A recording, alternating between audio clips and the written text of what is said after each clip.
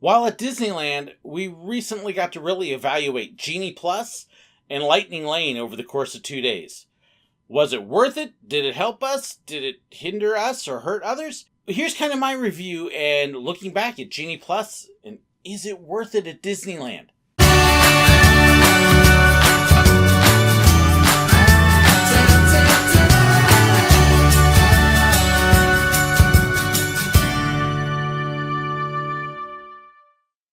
One thing I'd like to make clear up front, this is reviewing Genie Plus and Lightning Lane at Disneyland in California and Disney's California Adventure. You're going to find a very different experience over at Walt Disney World in Florida. So please be aware, a lot of what I say here will likely not apply to the other coast. So think Disneyland here. We had 2 days at Disneyland and California Adventure, 1 day at each park. Went ahead and ahead of time bought the Genie Plus and Lightning Lane Advantage. $20 a person, we figure with the overall price that we're paying for the tickets and the lodging and everything else, that's not that much. Especially when you consider what other parks charge for it. And I know some people are already going, oh, but Disney charged, it should be free. Nobody else gives it free. And you don't have to buy it, but I'll get into that later. We want to talk about how well it worked. Touring Plan's advance rating for the crowd calendar was Disneyland was supposed to be a 4 out of 10 and California Adventure was supposed to be a 3. Supposed to have light crowds, which means we probably wouldn't need it, right? Just be able to scoot around in just a few short lines. Except Touring Plans was wrong. Oh, were they wrong.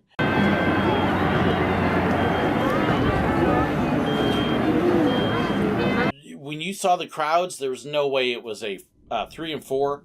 And in fact, after the fact, Touring Plans actually revised and said their actual crowds were closer to a 9 out of 10. Yeah, busy days. Now, we had a first-timer with us who had never been there, so we wanted to hit every major ride that was open. We wanted to make sure we got Rise of the Resistance and everything. So our goal was to hit every major ride and several of the small ones. With those crowds, it wasn't going to happen, except for Genie Plus. Here on Disneyland's Day, we started the day rope dropping Peter Pan. And then we did standby waits on Buzz Lightyear, Big Thunder, because we caught it early, the crowds hadn't gotten there yet, Pirates of the Caribbean, Jungle Cruise, Small World, and the Mark Twain. We hit all those on standby with no problem. We used Lightning Lane, booking through Genie Plus. We paid the $20 for Rise.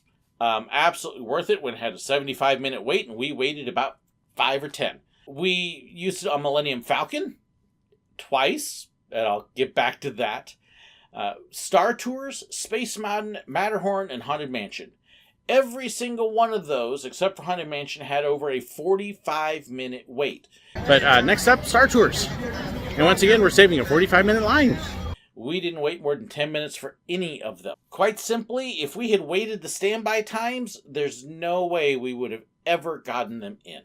As it turned out, we actually ended up getting Millennium Falcon twice because we had booked for Splash Mountain, and then it turned out Splash Mountain closed down for the day and we couldn't ride it. So Splash Mountain, we decided to come over, see what's going on, and trying to give you a look. Not only is it not running, it's been drained. Those boats are sitting on the bottom of the trough. So our Lightning Lane turned into an any ride, and we got to use it for Millennium Falcon again, which had a 55-minute wait at the time. And then we actually did go back at the end of the day, waited in what was supposed to be a 50-minute line for Rise. Actually ended up waiting about 30-35 at the very end of the day. And so we did do standby for Rise of the Resistance at the end. For Lightning Lane Genie Plus, we hit 7 rides that we wouldn't have been able to do. We might have gotten 2 in otherwise. California Adventure was kind of the same thing. We did rope drop for Web Slingers. So we just came off Web Slingers, and look at that line. Oh yeah. And then after that, we pretty much worked off Lightning Lane exclusively. We did Lightning Lane for Guardians of the Galaxy, for the Incredicoaster, for Soarin' twice, for Toy Story Mania, for Radiator Springs Racers. Radiator Springs being the only one that we paid for, because we did rope drop Web Slingers.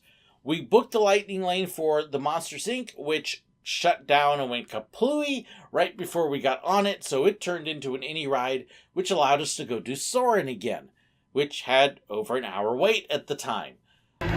So this is the current line for Soarin'. And this is kind of why we're like, we've had a good day, we did everything. So again, we managed to Lightning Lane everything we wanted to do at California Adventure, and in fact, we'd actually been on everything with Lightning Lane before 2 o'clock in the afternoon at California Adventure. We could have done other rides, and we decided to leave early and take a break after shopping some. Lightning Lane very simply allowed us to ride everything we wanted to that had it available, and take the time for standby lines for other things that we wouldn't have otherwise. With those crowds, there's no way we could have done it. With Splash, we'll complete every major ride in the park. We'll have some of the Fantasyland dark rides that would be nice to catch. I'd love to get Rise of the Resistance again if we can stand by it, but we will basically cover all of Disneyland. Amazing. We'd like to get the Railroad, we'd like to get the Tiki Room. Those are easy. Genie Plus did it. And, yep, in the case of Disneyland, absolutely worth it, because the lines say there'd be no way to do it otherwise. So very pleased with that. Was it worth it to us? Absolutely. Pretty much every ride we rode had at least a 45-minute wait without it. So very much worth it. And in fact, the vast majority of the time, the Lightning Lane lines were short. There may have been a couple other people in it with us, but I didn't really feel like that we were slowing down the standby line too much, because there really weren't that many people in the Lightning Lane line. Now, that wasn't true with Radiator Springs Racers. That one was backed up beyond belief. All right, we are in line for Radiator Springs Racers. We're in Lightning Lane. It's a 105-minute standby wait. And the Lightning Lane is long as well, mostly because it was down for quite a while. And so you had all the people like us who ended up backed up. So if you're familiar with the queue area, we're going under the first bridge. Not the trestle, the bridge. And here, let me try to turn it around and give you an idea. That is our line. But for the most part, the others, the Lightning Lane was a relatively short line. So I didn't feel like we were slowing down standby. I am sure that there were times that I wasn't aware of it impacting standby, and it was. But as a whole, I thought the numbers actually were working pretty well. But again, that was just a casual observation. It wasn't a scientific analysis, so I can't say for sure. But for us, the $20, including all of our PhotoPass pictures, which we didn't get that many, but we did get some, that's a nice inclusion. 3 people, $60 a day for PhotoPass. That meant we paid the equivalent of $120. Out at Walt Disney World, the PhotoPass for your trip starts at $150. So we still paid less than what a Walt Disney World PhotoPass would have cost. And we got to do the line skipping with Genie Plus for it as well. It worked very efficiently. It worked great.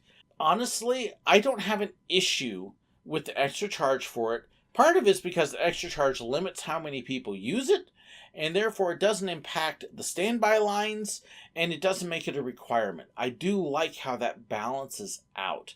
And for us, it hit a perfect balance. It was efficient. I did like the app as a whole. It actually worked very efficiently, which was an improvement over the old My Disney experience. The app is easy to use. It doesn't take long. One of the big criticisms is that you spend the whole time on your phone in the park, and that's simply not the case. From the time I walked in the gate and the time it took me to book both of our first 2 Lightning Lanes, Rise of the Resistance and our next ride after that, I wasn't even at the flagpole on Main Street. You can book your next one as soon as you check in for your ride. It takes about 30 seconds or so, and then you can put your phone away and forget it. We really were not on the phones very long. The app was remarkably easy to use. It was easy to see what was available and when. I was actually very pleased overall with the app. It was a vast improvement over my Disney experience. And this is coming from a guy who was on his phone a bunch at the parks, because I also do my video recording and so much more. And at this point, I'm just playing on the app. And we're in the park, ready to go. Gave us some ideas, gave us some suggestions. Now, I actually ended up, because of the crowds, I did take our original plan that I had planned out with touring planes and in the app, and they got tossed because it was way too crowded. But we were still able to be flexible, and I like the fact that with Genie Plus, you don't get stuck racing from one side of the park to the other. That was something I hated with the old FastPass Plus system. We could actually look at the rides in the area we were at and plan out appropriate times and cruise through an area. So we were able to go from Fantasyland, hit a couple little things in Tomorrowland, go do Star Wars, come back and finish exploring Tomorrowland, and then migrate over to Adventureland and Frontierland and kind of keep a nice flow through the park instead of running everywhere. And with the timing it gave us, I didn't feel like I had to stare at my phone the whole time, too. We got to enjoy the park and point things out. For us, it was absolutely worth it. If you're going to go to Disneyland, if you're going to spend the money on the tickets because they're not cheap, and on the hotels because they're not cheap, and the food because it's not cheap, spend a little bit extra and get the Genie Plus. Now, I know there's some that are going to disagree, but in this case, as much as I don't like some of the things that Disney is doing, I don't like the decline in service. And if you see my Disney video, you've already seen the issue we had there. But Genie Plus is actually, for me, I think, an improvement. That's one way I do think they've gone the right direction. So there's my thoughts. Agree, disagree, I'd love to hear it. Share it in the comments below. I know I'm going to get some flack, and that's okay, because it's my experience. But I'd love to hear your feedback as well. Thank you as well to my financial supporters and those who helped make this possible. It's very much appreciated and allowed us to do this in a way that you could then see if it's worth it or not.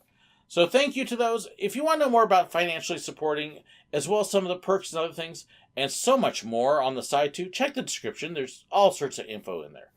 Thank you as well for watching. God bless. So one thing I want to make clear, this is reviewing